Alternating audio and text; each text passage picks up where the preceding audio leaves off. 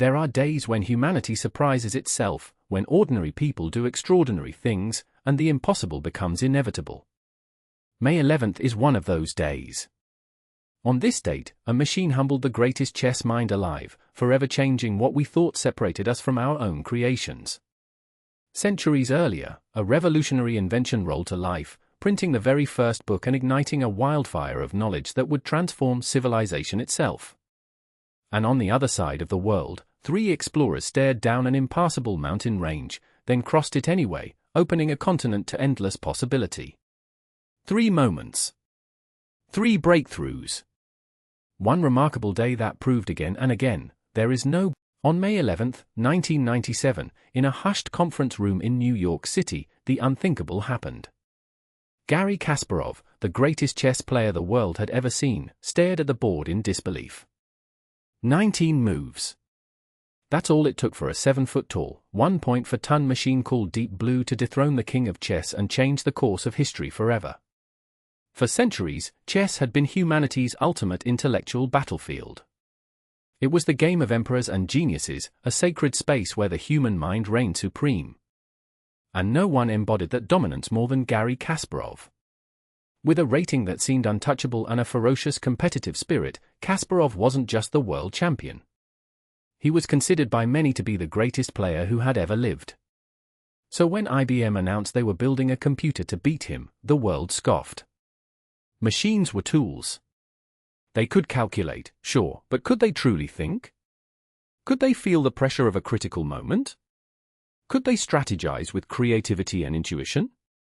Most experts said no. Chess was too complex, too human. There were more possible chess games than atoms in the observable universe. No machine could master that infinite landscape. But inside IBM's research labs, a team of brilliant engineers refused to accept those limits. They built Deep Blue, a supercomputer capable of evaluating 200 million chess positions every single second. It was a marvel of raw computational power, but it was more than that. The team fine-tuned its algorithms, fed it decades of grandmaster games, and taught it to recognize patterns that had taken humans centuries to discover. The first match in 1996 gave humanity hope. Kasparov won. But the IBM team went back to work, refining, improving, pushing the boundaries of what was possible. 1 year later, they met again. The rematch was intense, brutal, and captivating. The world watched as man and machine traded victories. And then came Game 6.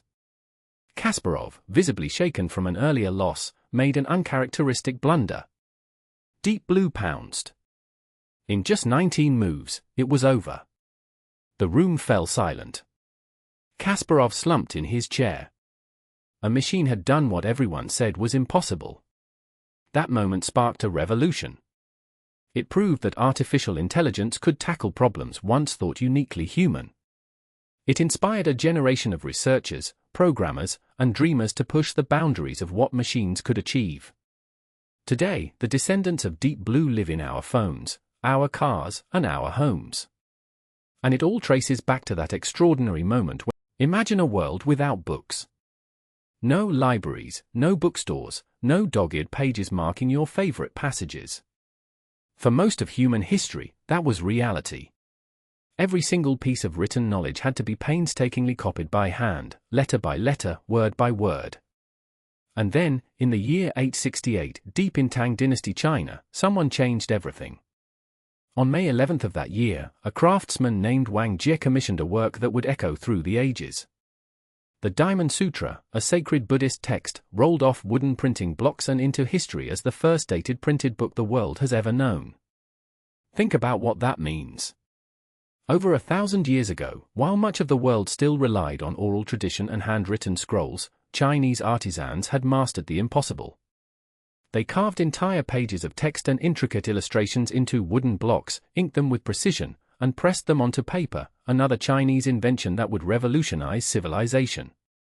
The challenges were immense. Each character had to be carved in reverse, with perfect accuracy. A single mistake meant starting the entire block from scratch. The ink had to be precisely formulated, the pressure exactly right, the paper flawlessly smooth. This wasn't just craftsmanship. This was an art form demanding years of dedication and unwavering patience. Before this breakthrough, knowledge was a luxury reserved for the elite. Monks spent their entire lives copying religious texts by hand.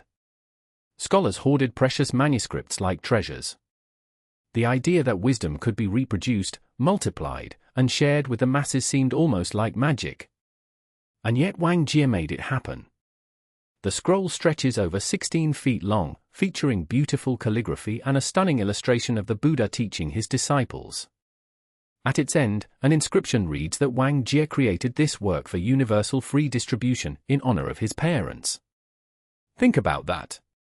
The very first printed book was created not for profit, not for fame, but as an act of devotion and generosity. The Diamond Sutra survived against all odds, hidden for centuries in a sealed cave near Dunhuang, along the ancient Silk Road, until its rediscovery in 1900. Today it rests in the British Library, a testament to human ingenuity that still takes visitors' breath away. This single achievement sparked a revolution. Within centuries, movable type would emerge, and eventually Johannes Gutenberg would bring printing to Europe. But it all began here, in 868, with carved wood, careful hands, and a vision that knowledge belongs to everyone.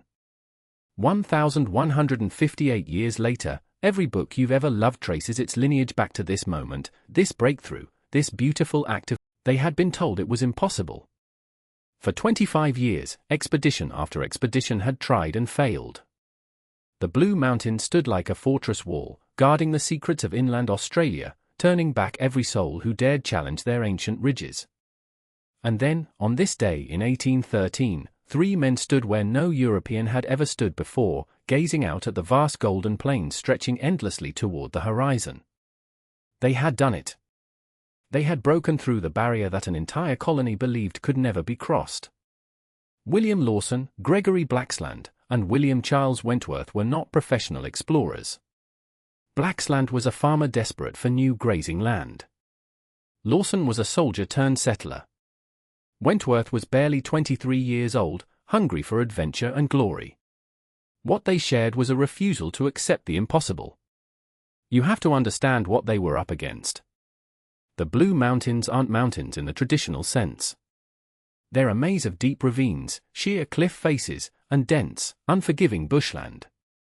Previous expeditions had followed the rivers, the valleys, the logical paths, and every single one had been swallowed by the landscape, forced to retreat in defeat. The colony of New South Wales was suffocating, hemmed in against the coast, running out of land, running out of hope. But these 3 men tried something different. Instead of descending into the valleys, they stayed high, following the ridgelines, navigating the spine of the mountains themselves. For 19 grueling days, they pushed forward with 4 servants, horses, and dogs, hacking through scrub, rationing their supplies, sleeping on cold stone. There were moments of despair, moments when the terrain seemed to close in around them, when turning back would have been the sensible choice. They didn't turn back.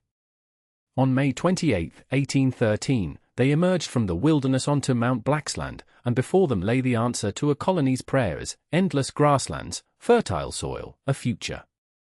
Wentworth would later write of the moment with barely contained joy, describing country that exceeded their most optimistic expectations. Within 2 years, a road was carved through their route. Settlers poured across the mountains. Towns sprang up. The entire trajectory of Australian history shifted because 3 determined men refused to believe the impossible was truly impossible.